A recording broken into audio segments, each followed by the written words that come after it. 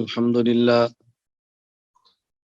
الحمد لله نحمده ونستعينه ونستغفره ونؤمن به ونتوكل عليه ونعوذ بالله من شرور أنفسنا ومن سيئات أعمالنا من يهده الله فلا مضل له ومن يضلل فلا هادي له ونشهد أن لا إله إلا الله وحده لا شريك له ونشهد أن سيدنا ومولانا محمدا عبده ورسوله أما بعد فأعوذ بالله من الشيطان الرجيم بسم الله الرحمن الرحيم يا أيها الذين آمنوا أطيعوا الله وأطيعوا الرسول وأولي الأمر منكم فإن تنازعتم في شيء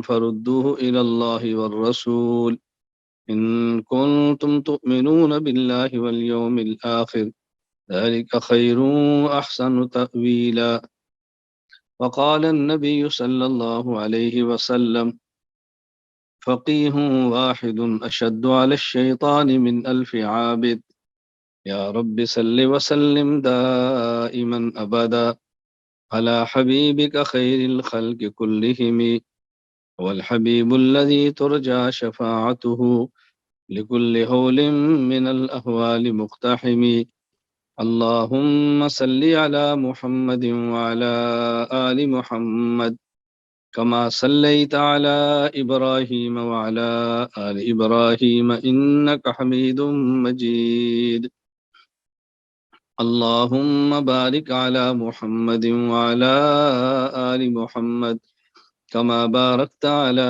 إبراهيم وعلى آل إبراهيم إنك حميد مجيد اللہ تعالیٰ نے انسانیت کی ہدایت کے لیے 1.25 انبیاء علیہم السلام کو مبعوث فرمایا۔ سب سے آخر میں نبی الانبیاء، امام الانبیاء، سید الانبیاء، خاتم الانبیاء حضرت محمد مصطفیٰ صلی اللہ علیہ وسلم کو مبعوث فرمایا۔ حضور اکرم صلی اللہ علیہ وسلم کو اللہ تعالیٰ نے آخری نبی بنا کر بھیجا اور آپ پر آخری وحی قرآن کریم کو نازل فرمایا۔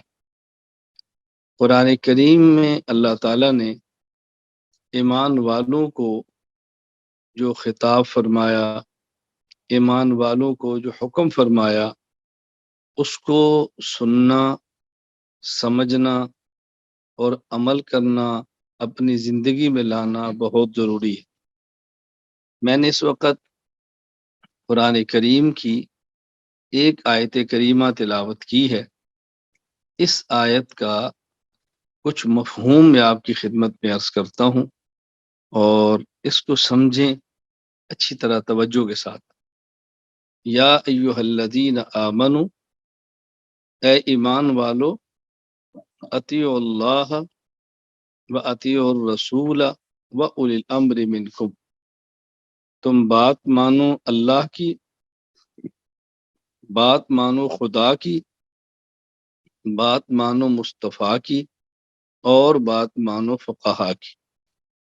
تو یہاں اللہ تعالیٰ نے خدا کی بات ماننے کا حکم فرمایا، مصطفیٰ کی بات ماننے کا حکم فرمایا، اور فقہا کی بات ماننے کا حکم فرمایا۔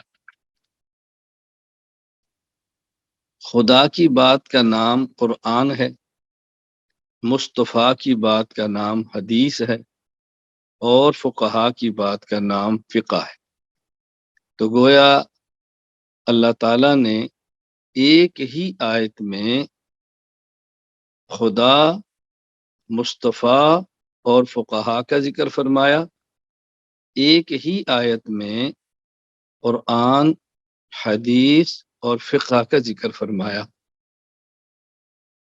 تو آپ اندازہ فرمائیں کہ قرآن کریم کو حدیث پاک کو اور فقہ کو پڑھنا اور سمجھنا کتنا ضروری ہے۔ قرآن کریم کو پڑھنا بھی ہے، سمجھنا بھی ہے، حدیث پاک کو پڑھنا بھی ہے، سمجھنا بھی ہے، فقہ کو پڑھنا بھی ہے، سمجھنا بھی ہے۔ قرآن کریم الفاظ خدا، مراد خدا، حدیث پاک الفاظ خدا، الفاظ مصطفیٰ، مراد خدا، اور فقہ قرآن کریم اور احادیث سے ثابت شدہ مسائل، یہ فقہ ہوتے ہیں۔ تو فقہ قرآن اور حدیث کے خلاف نہیں، بلکہ فقہ قرآن اور حدیث سے ہے۔ قرآن اور حدیث کے خلاف ہونا اور بات ہے، قرآن سے اور حدیث سے ہونا اور بات ہے۔ تو ہم قرآن کریم کو بھی مانتے ہیں، حدیث کو بھی مانتے ہیں۔ اس کا لازمی نتیجہ یہ ہے کہ ہم فقہ کو بھی مانتے ہیں۔ جو بات قرآن سے ہوگی وہ مانیں گے، جو بات حدیث سے ہوگی وہ مانیں گے۔ تو اللہ تعالیٰ نے ایک ہی آیت میں 3 چیزوں کا ذکر فرمایا: خدا، مصطفیٰ، فقہا، قرآن، حدیث اور فقہ۔ ہم جتنا بھی علم حاصل کریں، اس علم کی بنیاد قرآن ہے، قرآن کی تشریح حدیث ہے، اس کی مزید وضاحت وہ فقہ ہے۔ یہ دین کے کامل ہونے کی صورت ہے۔ اگر آپ ان 3 میں سے کسی ایک چیز کا انکار کریں تو کامل دین کو آپ کسی کے سامنے پیش ہی نہیں کر سکتے۔ کسی شخص کو یہ خدشہ اور یہ شبہہ ہرگز نہیں ہونا چاہیے کہ رسول اکرم صلی اللہ علیہ وسلم کے دور میں فقہ نہیں تھی اور دین کامل تھا۔ صحابہ کرام رضی اللہ عنہم مجمعین کے دور میں فقہ نہیں تھی اور دین کامل تھا۔ تو فقہ تو امام اعظم ابو حنیفہ رحمۃ اللہ علیہ اور دیگر فقہا کے دور میں شروع ہوئی ہے۔ تو اگر دین کا کامل ہونا ان تینوں چیزوں پر ہے تو پھر کیا رسول اللہ صلی اللہ علیہ وسلم کے دور میں اور صحابہ کے دور میں دین کامل نہیں تھا؟ اللہ تعالیٰ نے تو اپنے پیغمبر کو فرمایا الیوم اکملت لکم دینکم، کہ ہم نے آج دین کامل اور مکمل کر کے دے دیا ہے۔ تو اس میں فقہ نہیں تھی، یہ غلط فہمی ہے، بہت بڑی غلط فہمی۔ دیکھو، جب قرآن تھا تو فقہ بھی تھی، جب حدیث تھی تو فقہ بھی تھی۔ فقہ تو ان مسائل کا نام ہے جو قرآن اور حدیث میں نظر آتے ہیں، یا ان مسائل کا نام ہے جو قرآن حدیث کی تہ میں چھپے ہیں اور نظر نہیں آ رہے۔ تو یہ مت کہیں کہ اس وقت نہیں تھی، اس وقت بھی تھی۔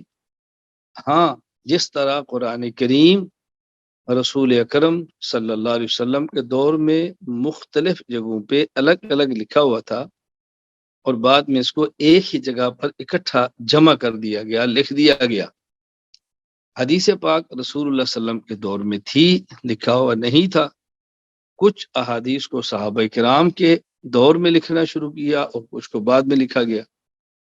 اسی طرح فقہ اور مسائل شریعت باضابطہ لکھے ہوئے نہیں تھے، اس کو لکھوانے کا اہتمام حضرت امام اعظم ابو حنیفہ رحمہ اللہ نے فرمایا، اور باضابطہ 40 فقہا کی کمیٹی بنا کر قرآن اور احادیث سے مسائل کو نکالا اور پھر لکھوایا۔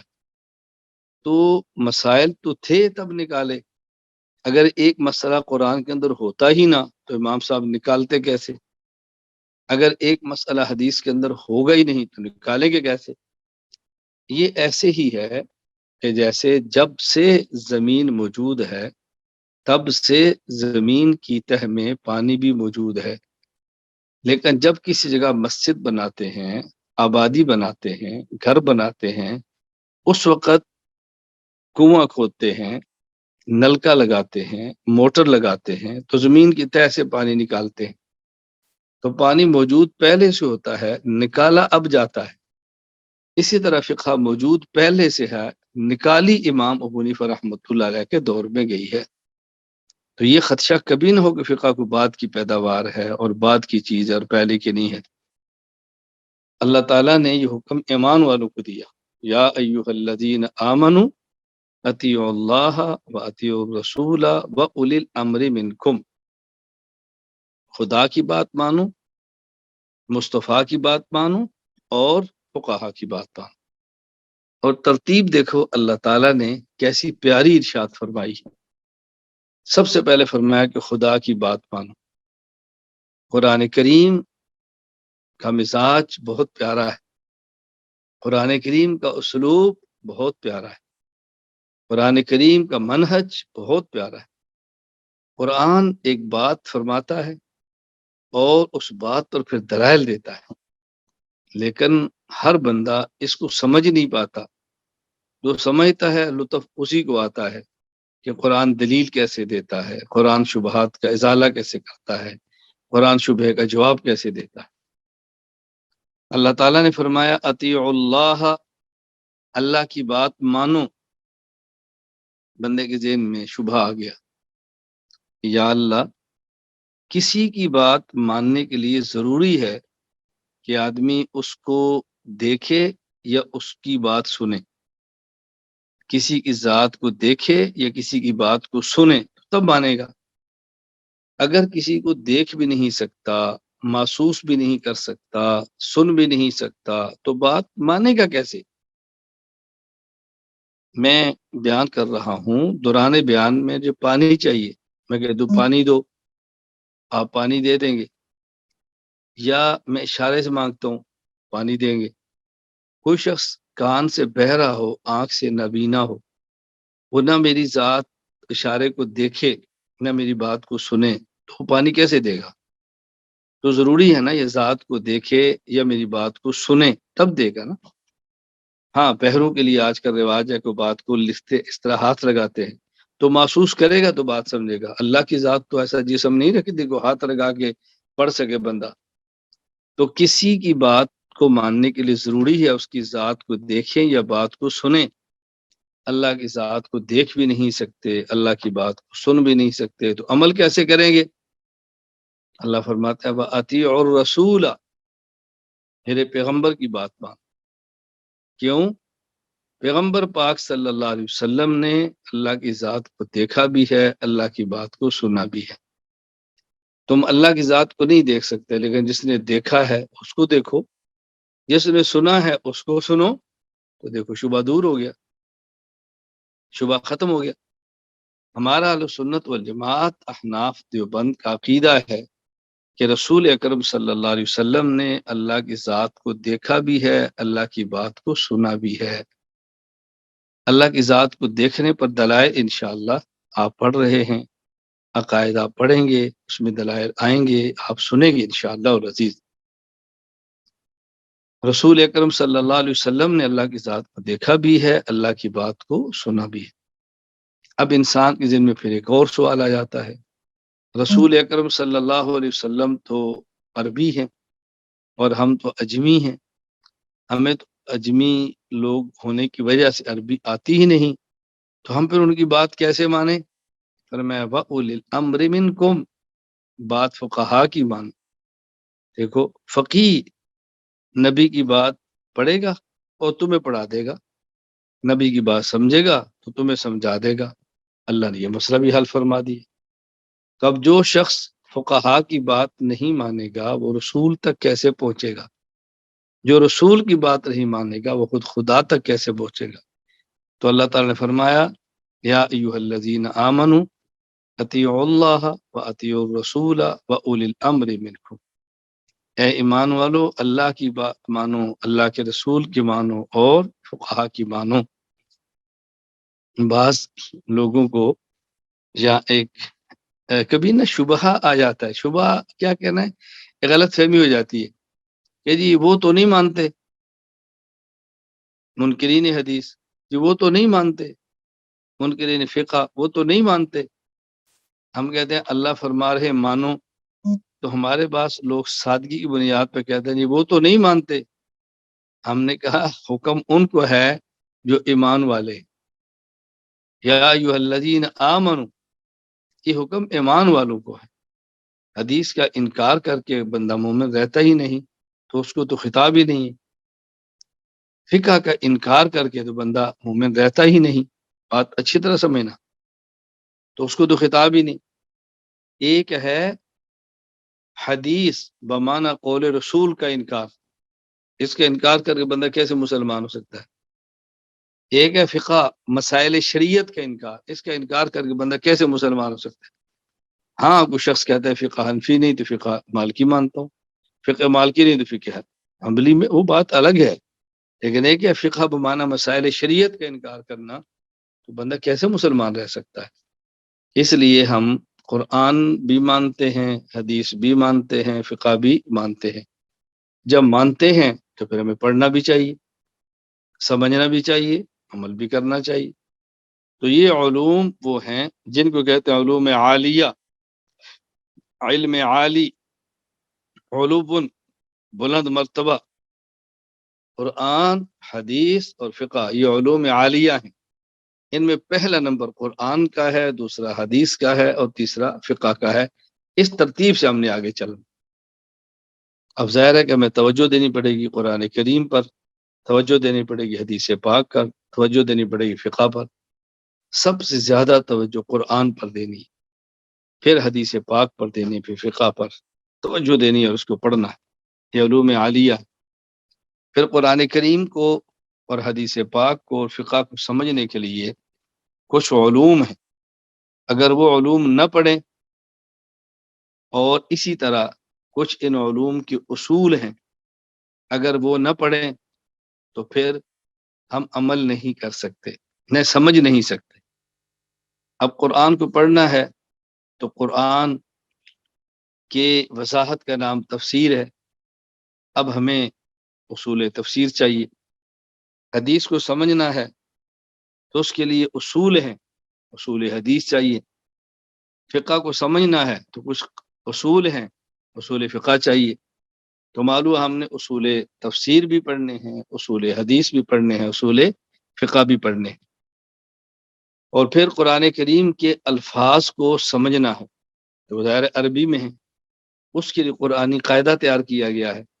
قرآنی قاعدہ پڑھ لیں گے تو قرآن کو تجوید کے ساتھ، مخارج کے ساتھ ادائیگی کر کے پڑھ لیں گے۔ قرآنی قاعدہ پڑھا ہوگا تو قرآن پڑھنا آسان ہوگا۔ اسی طرح کچھ علوم ہیں جو ان قرآن کریم اور حدیث اور فقہ کو پڑھنے کے لیے ضروری ہیں، انہیں کہتے ہیں علوم عالیہ۔ یعنی خود وہ علم مقصود نہیں ہوتا، اس علم سے قرآن کو سمجھنا مقصود ہوتا ہے۔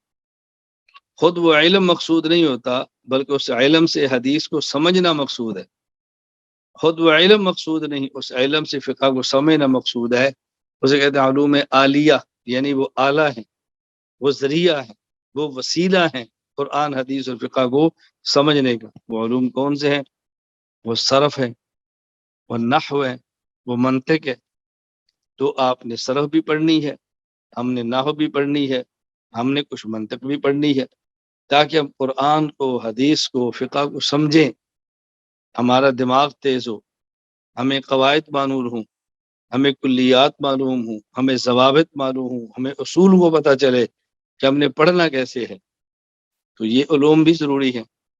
اب یوں سمجھے کہ ہمارے سامنے علوم دو قسم کے ہو گئے، ایک علوم عالیہ بلند اصل علوم، وہ ہیں قرآن، حدیث، فقہ، اور ایک علوم عالیہ جو ان کا ذریعہ ہے، وہ ہے صرف ہے، وہ نحو ہے، وہ منطق ہے، تو وہ بھی پڑھنے ہیں۔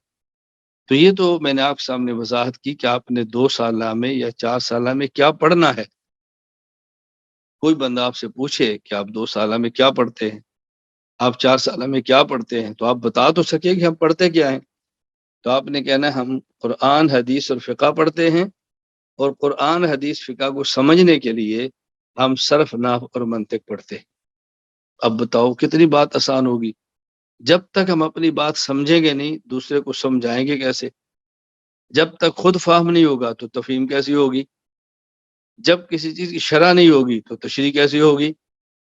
کسی بھی چیز کی تشریح کے لیے شرح ضروری ہے، تفسیر کے لیے خود توضیح کے لیے وضاحت ضروری ہے، تفہیم کے لیے فہم ضروری ہے۔ خود سمجھیں گے تو پھر آگے سمجھائیں گے۔ تو ایک بات تو میں نے آپ کی خدمت میں آج عرض کی ہے کہ 2 سالہ اور 4 سالہ میں کیا پڑھنا ہے، ذرا یہ آپ کے سامنے بات ہے۔ دوسری بات جو ہم نے پڑھنا ہے، قرآن، حدیث، فقہ، صرف، نحو اور منطق، اور بھی ہوں گی، عقائد کو پڑھنا ہے بڑی اہمیت کے ساتھ، اور ہم نے سیرت کو سمجھنا ہے بڑی اہمیت کے ساتھ، تاریخ کو دیکھنا ہے بڑی اہمیت کے ساتھ۔ یہ میں بنیادی باتیں عرض کر رہا ہوں، بات اچھی طرح سمجھ لیں۔ دوسری بات سمجھیں کہ جو ہم نے کتب پڑھنی ہے یہ پختہ کیسے ہو، ہمارا علم مضبوط کیسے ہو، ذرا اس کو اچھی طرح آپ سمجھ لیں کہ یہ پختہ اور مضبوط کیسے ہو۔ اس کے لیے 3 کام کرنے ہیں۔ نمبر 1 مطالعہ، نمبر 2 سبق، نمبر 3 تکرار۔ جو سبق پڑھنا ہے اس سبق کو پڑھنے سے پہلے مطالعہ فرما لیں۔ مطالعہ کا مقصد سمجھنا نہیں، سمجھنے کی کوشش کرنا ہے۔ یعنی اتنا پتہ چل جائے کہ کل ہمارا سبق ہے، مجھے یہ بات سمجھ آئی ہے، مجھے یہ سمجھ نہیں آئی۔ یہ تھوڑا سا اپنا ذوق بنا لیں مطالعہ کرنے کا، مطالعہ کریں۔ جو سبق کل پڑھنا ہے اس کا آج مطالعہ کر لیں۔ نمبر 2 پھر کل استاذ کی درسگاہ میں بیٹھ کے پڑھیں استاذ سے۔ نمبر 3 جو پڑھا ہے اس کو پھر رات دہرائیں۔ اگر عالم کورس کے اندر آپ ہیں، آپ کا بیٹا ہے، اہلیہ ہے، بیٹی ہے، تو بیٹھ کے دہرائیں۔ الحمدللہ ثم الحمدللہ کچھ ایسے خوش نصیب بھی ہمارے 4 سالہ عالم کورس کے اندر آئے ہیں، سبحان اللہ، باپ بھی پڑھ رہا ہے، بیٹا بھی پڑھ رہا ہے، اہلیہ بھی پڑھ رہی ہے، ماں اور بیٹی بھی ہے، یعنی شوہر بھی ہے، بیوی بھی ہے، بیٹا بھی ہے، بیٹی بھی ہے، ایک ہی خاندان کے 4 بندے بیٹھے پڑھ رہے ہیں۔ سبحان اللہ، کتنی بڑی اللہ کی نعمت ہے۔ اب یہ تکرار کرنا چاہیں تو والد صاحب سب کو کرا دیں، کبھی بیٹا کرا دے، کبھی بیٹی کرا دے، کبھی اہلیہ کرا دے۔ کتنا پیارا ماحول ہے۔ اس 4 سالہ عالم کورس کی برکت سے گھروں میں کتنا پیارا ماحول بنا ہے۔ اللہ تعالیٰ ہم اس ماحول کی قدر کرنے کی توفیق عطا فرمائے۔ یہ بات آپ اچھی طرح جانتے ہیں کہ میری مزاج ہوائی باتیں کرنے کی نہیں ہے، میں سچ مچ یہ عرض کر رہا ہوں۔ مجھے آج بھی میسج آیا، مجھ سے بیعت اساتی کہ حضرت دعا فرمائے، میں نے، میری اہلیہ نے، میرے بیٹے نے اور میری بیٹی نے، چاروں نے 4 سال عالم دین کے اندر کورس ہم نے داخلہ لے لیا ہے۔ سبحان اللہ، اللہ تعالیٰ برکت عطا فرمائے، اللہ تعالیٰ قبولیت عطا فرمائے۔ دل سے دعائیں نکلتی ہیں ان تمام احباب کے جو اپنے گھروں کا ماحول بنا رہے ہیں۔ آپ حضرات یقین رکھیں اور دل بڑا رکھیں، یہ جو ای مرکز کے تحت کام شروع ہوا ہے اور ہمارے اساتذہ نے اللہ ان کو اپنی شان کے مطابق اجر عطا فرمائے، محنت شروع فرمائی ہے، یہ تسلسل کے ساتھ چلتا رہا اور آپ ہمارے ایسے معاون بنے جیسے بیٹے اپنے باپ کے ساتھ کھڑے ہوتے ہیں۔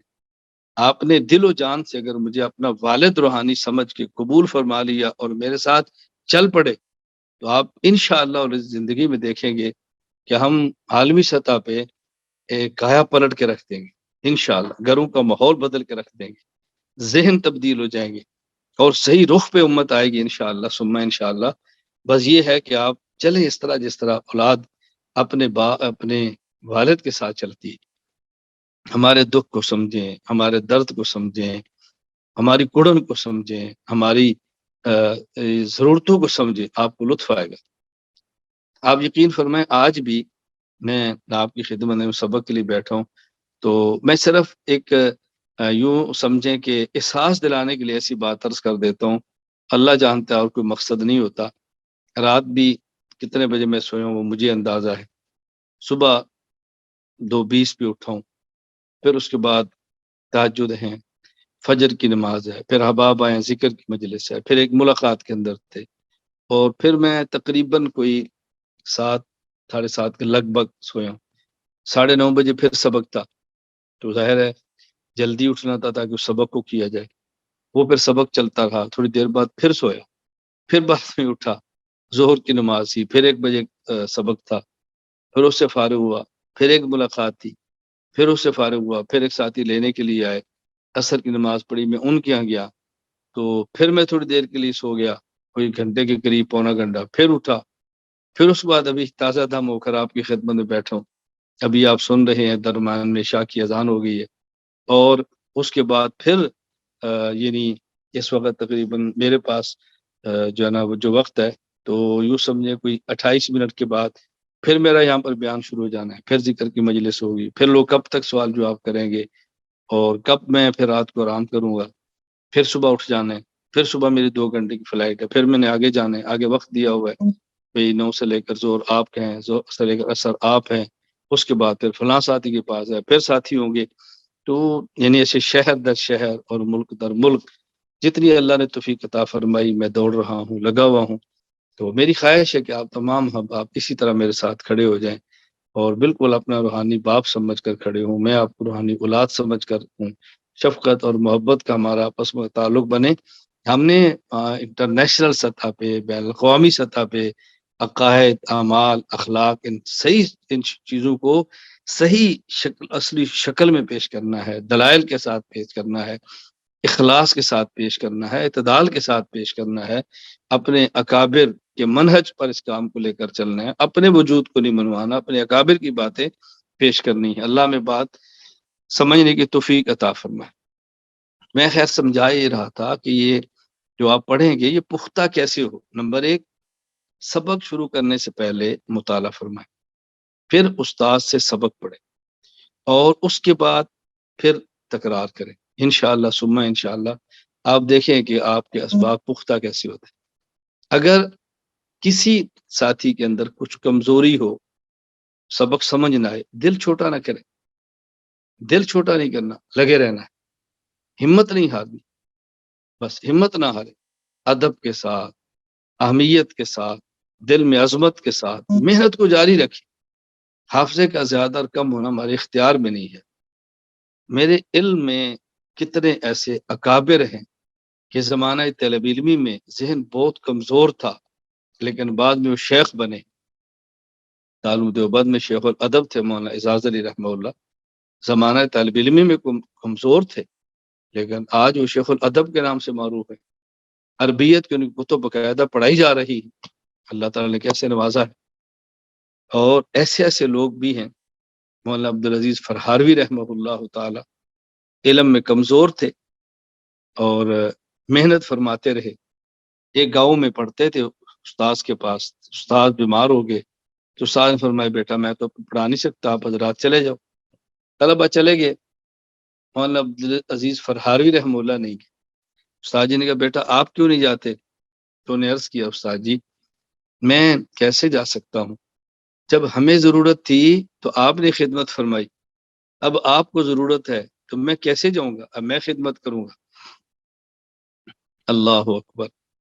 پھر اللہ نے کیسے نوازا، وہ مولانا عبدالعزیز فرہاروی رحمہ اللہ تعالی غالباً یعنی بہت تھوڑی عمر میں دنیا سے گئے ہیں، 50 سال سے کم عمر میں دنیا سے گئے، 300 کتب کے مصنف ہیں، اور اکثر کتب ان کی غیر مطبوع ہیں جو چھپ نہیں سکی، اور اللہ نے ایسا ان کو نوازا تھا کہ یک وقت بیٹھ کے حضرت مطالعہ فرماتے، دائیں آنکھ سے ایک کتاب کا، بائیں آنکھ سے دوسری کتاب کا، اللہ تعالیٰ دونوں کو محفوظ فرما دیتے۔ تو دیکھو اللہ نے کیسے نوازا۔ دل چھوٹا نہ کریں، لگے رہیں، محنت کریں، ادب، عزت، احترام کے ساتھ، اللہ تعالیٰ بہت نوازیں گے۔ مولانا عبدالعزیز فرہاروی رحمہ اللہ کی میں قبر پر گیا ہوں، وہاں اصالہ ثواب بھی کیا ہے، دعا بھی کی ہے۔ اللہ تعالیٰ ہم سب کو اپنے اکابر کے نقش قدم پر چلنے کی توفیق عطا فرمائے۔ تیسری اور آخری بات، جب ہم نے 2 سالہ یا 4 سالہ کورس کرنا ہے علم دین یا عالم کا، سب سے پہلے 2 رکعت صلاۃ التوبہ، صلاۃ الحاجہ پڑھنی، 2 رکعت صلاۃ التوبہ الگ پڑھیں، 2 صلاۃ الحاجہ الگ پڑھیں، آپ کی مرضی، 2 ہی رکعت میں دونوں نجدے کر لیں، آپ کی مرضی۔ پہلی بات ہے اللہ ہمارے گناہوں کو معاف فرما دے، اے اللہ ہماری خطاؤں سے درگزر فرما دے، اے اللہ یہ گناہ دین کے راستے میں، دین کے علم کے راستے میں رکاوٹ بنتے ہیں، اللہ تو میں توبہ کرتا ہوں، حضرت امام شافعی رحمہ اللہ تعالی نے اپنے استاد امام وکی کو عرض کیا کہ حضرت میرا حافظہ کمزور ہے اور میں بیٹا گناہ چھوڑ دوں. حضرت امام شافعی سبحان اللہ، لیکن استاذ کی نصیحت ہے نا. حضرت اس کو امام شافعی رحمہ اللہ نے اشعار میں بات نقل کی ہے. شکوت الی وکیع سوء حفظی فاوصانی الی ترک المعاصی فان العلم نور من الہی ونور اللہ لا یعطی لعاصی. کہ میں نے استاد امام وکی سے کہا میرا حافظہ کمزور ہے، تو آپ نے مجھے تاکید فرمائی کہ بیٹا گناہ چھوڑ دو، کیونکہ علم اللہ کا نور ہے اور اللہ اپنا نور کبھی اپنے نافرمان کو نہیں دیتے. گناہوں کے ساتھ اس علم کے الفاظ تو مل جاتے ہیں، اس علم کی روحانیت نہیں ملتی، علم کی برکت نہیں ملتی، علم پر عمل کی توفیق نہیں ہوتی.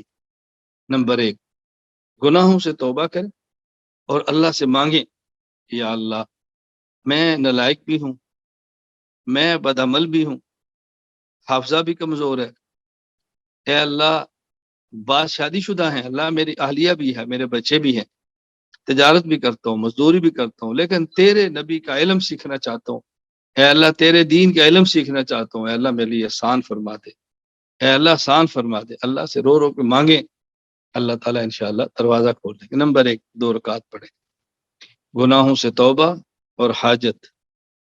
نمبر دو، کچھ صدقہ کریں، اپنی حیثیت کے مطابق کچھ صدقہ کریں. بس کسی عالم کو ہدیہ پیش کر دیں، کسی دین کے طالب علم کو دے دیں، جو مستحق آپ کو ایسا نظر آئے جس کی زندگی میں دین بھی ہو، ترجیح اس کو دیں، کچھ صدقہ کریں. نمبر تین، اللہ سے گڑ گڑا کر دعا مانگ. بس انشاءاللہ اللہ تعالیٰ اپنے کرم سے، اپنے فضل سے، اپنی رحمت سے علوم کے دروازے کھول دیں گے. تو میں نے آج کی مجلس میں آپ کی خدمت میں 3 باتیں عرض کی ہیں.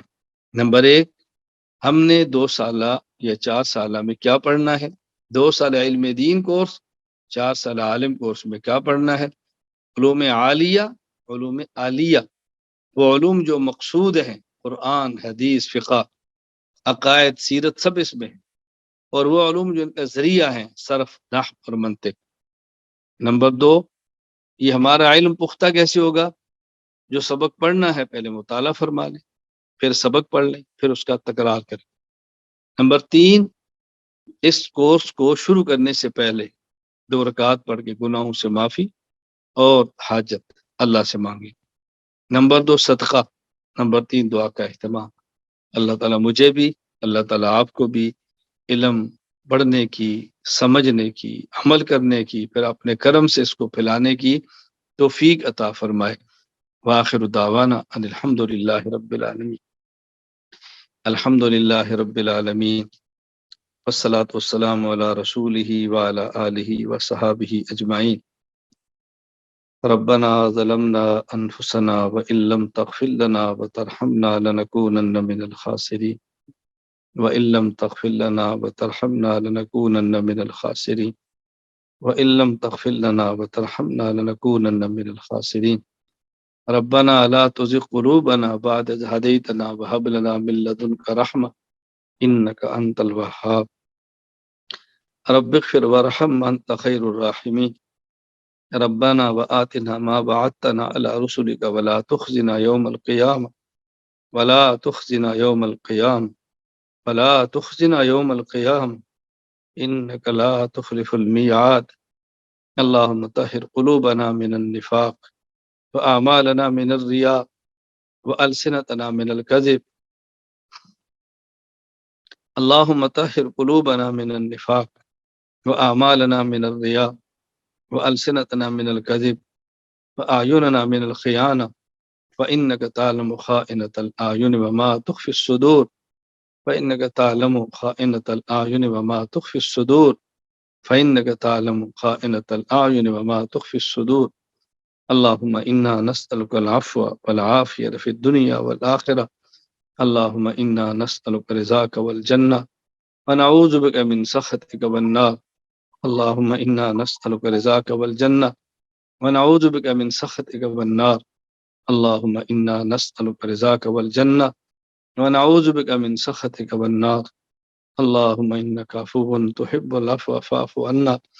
اے کریم اللہ، ہمارے گناہوں کو معاف فرما دے، اے کریم اللہ ہماری خطاؤں سے درگزر فرما دے۔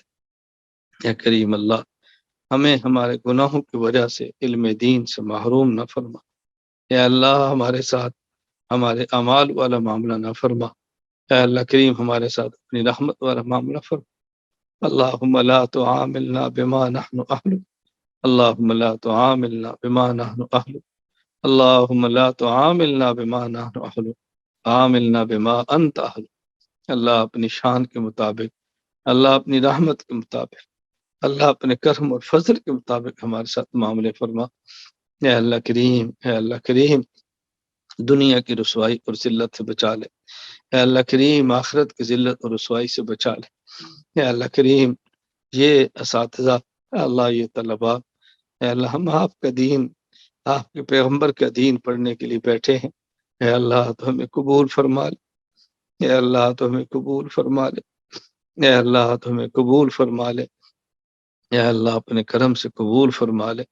اے اللہ، اے اللہ اس سبق میں کتنے تیرے نیک بندے ہوں گے، تو ان کی برکت سے ہم سیاہ کاروں کی سیاہ کاریاں معاف فرما دے، ہماری نالائکیاں معاف فرما دے، اللہ ہمارے جرائم معاف فرما دے، اللہ ہمارے چھوٹے بڑے گناہوں کو معاف فرما دے۔ اے اللہ کریم، اے اللہ کریم وہ نیک اعمال جو تیرے دین کے علم کے حاصل کرنے کا ذریعہ بنتے ہیں وہ عطا فرما دے۔ اللہ وہ برے اعمال جو علم دین کے حاصل کرنے میں رکاوٹ بنتے ہیں اسے ہماری حفاظت فرما دے۔ یا اللہ ان سے ہماری حفاظت فرما دے۔ یا اللہ جو بیمار ہیں ان کو صحت عطا فرما دے۔ اللہ مقروضوں کے قرض ادا فرما دے، حاجت مندوں کی حاجات کو پورا فرما دے، اللہ ضرورت مندوں کی ضرورتیں پوری فرما دے۔ اللہ کریم عافیت کا معاملہ فرما دے، یا اللہ عافیت کا معاملہ فرما دے۔ اے اللہ اسلام اور مسلمانوں کو عزت عطا فرما دے۔ اے اللہ مسلمانوں کو، اسلام کو عزت عطا فرما دے۔ اے اللہ ہمارے ہندوستان کے جو حوال ہیں، اے اللہ ان کو مسلمانوں کے حق میں فرما دے۔ اے اللہ مسلمانوں کے مال کی، اے اللہ ان کی عزتوں کی، اے اللہ ان کے ایمان کی حفاظت فرما دے۔ اے اللہ کریم ملک پاکستان میں جو سیاسی خلفشار ہے اپنے کرم سے اس کو ختم فرما دے۔ اے اللہ حرمین، بیت المقدس، تمام دینی مراکز، مساجد، خانقاہوں کی حفاظت فرما۔ یا اللہ کریم اس حفاظت کے لیے ہمیں ذریعہ کے طور پر اپنے کرم سے قبول فرما۔ یا اللہ کریم دیر اور دور کے لیے، یا اللہ تو قبول فرما لے، اے اللہ تو قبول فرما لے، اے اللہ تو قبول فرما لے۔